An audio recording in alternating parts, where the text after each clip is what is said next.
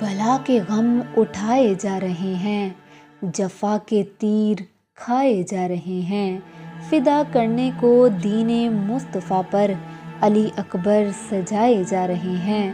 قدم دوش نبوت پر تھے جن کے، وہ کانٹوں پر پھیرائے جا رہے ہیں۔ بٹھاتے تھے نبی کاندھوں پر جن کو، وہ نیزوں سے گرائے جا رہے ہیں۔ ہوا تھا قائم جن سے پردہ، وہ بازاروں میں لائے جا رہے ہیں۔ اسلامی تاریخ کا ایک اہم اور دلخراش واقعہ کربلا، جو 10 محرم الحرام 61 ہجری کو عراق کے شہر کربلا میں پیش آیا۔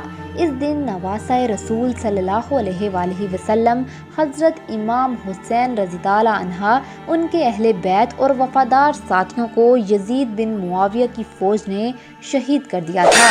دراصل حضرت معاویہ کے انتقال کے بعد ان کا بیٹا یزید بن معاویہ رجب 60 ہجری میں تخت پر بیٹھا۔ یزید نے مدینہ کے گورنر ولید بن عتبہ کو حکم دیا کہ وہ حضرت حسین رضی اللہ عنہ، عبداللہ بن زبیر رضی اللہ عنہ اور عبداللہ بن عمر رضی اللہ عنہ سے زبردستی بیعت لے۔ جب حضرت حسین رضی اللہ عنہ کو بیعت کی دعوت دی گئی تو انہوں نے صاف انکار کر دیا، کیونکہ وہ یزید کو ایک فاسق، ظالم اور جابر حکمران سمجھتے تھے۔ ان کے نزدیک ایسے شخص کی بیعت کرنا اسلامی اصولوں کے خلاف تھا، چنانچہ انہوں نے مدینہ منورہ چھوڑ دیا اور مکہ مکرمہ تشریف لے آئے۔ یہ انکار محض یزید کے کردار کی وجہ سے نہ تھا، بلکہ اس کی خلافت خود ایک معاہدے کی خلاف ورزی تھی۔ حضرت امام حسن رضی اللہ عنہ نے خلافت کے حق سے دستبرداری صرف ایک شرط پر کی تھی کہ حضرت معاویہ رضی اللہ عنہ کے بعد کوئی وارث مقرر نہیں ہوگا، بلکہ امت مسلمہ خود خلیفہ چنے گی۔ مگر حضرت معاویہ رضی اللہ عنہ نے اس وعدے کی خلاف ورزی کرتے ہوئے یزید کو ولی عہد بنا دیا۔ جب حضرت حسین رضی اللہ عنہ مکہ میں مقیم تھے تو انہیں کوفہ کی عوام کی جانب سے سینکڑوں خطوط موصول ہوئے۔ ان میں لکھا گیا تھا کہ یزید دین میں بدعتیں پھیلا رہا ہے، اگر آپ رضی اللہ عنہ نہ آئے تو اسلام خطرے میں پڑ جائے گا، ہم آپ رضی اللہ عنہ کا مکمل ساتھ دیں گے۔ ان خطوط کی تعداد تقریباً 900 سے زائد تھی، چنانچہ حضرت حسین رضی اللہ عنہ نے کوفہ جانے کا فیصلہ کر لیا۔ راستے میں انہوں نے اپنے سفیر حضرت مسلم بن عقیل رضی اللہ عنہ کو پہلے ہی بھیج دیا، مگر بعد میں کوفہ کے حالات بدل گئے اور مسلم بن عقیل رضی اللہ عنہ کو شہید کر دیا گیا۔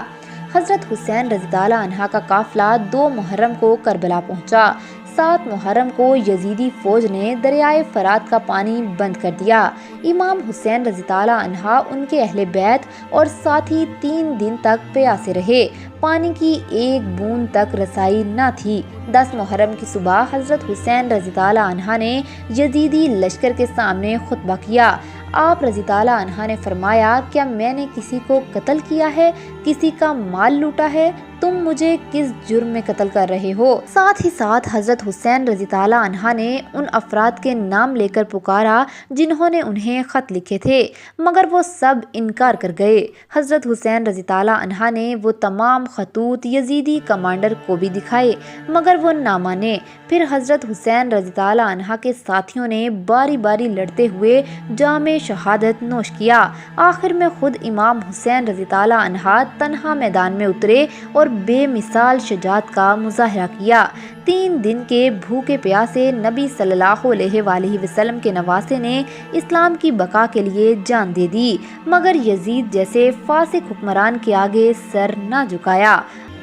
واقعہ کربلا صرف ایک تاریخی سانحہ نہیں، بلکہ حق، صبر، قربانی، وفاداری، عزت، غیرت اور دین پر استقامت کی علامت ہے۔